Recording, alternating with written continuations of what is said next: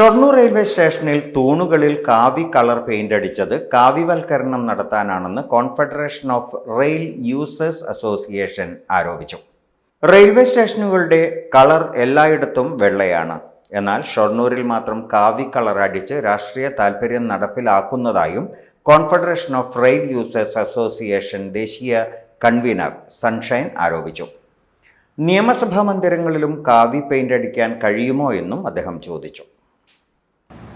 ഇത്തരം കാര്യങ്ങളിൽ ഇന്ത്യയിലാകമാനം ഇന്ത്യൻ റെയിൽവേക്ക് ഒരു യൂണിഫോമിറ്റി എന്നുള്ള രീതിയിലാണെങ്കിൽ പാർലമെന്റിലും അതുപോലെ തന്നെ കൊണ്ടുവരണം. പാർലമെന്റിന്റെ ഇതേപോലെ തൂണുകളിലൊന്നും കാവ്യവൽക്കരണം ഇല്ലല്ലോ.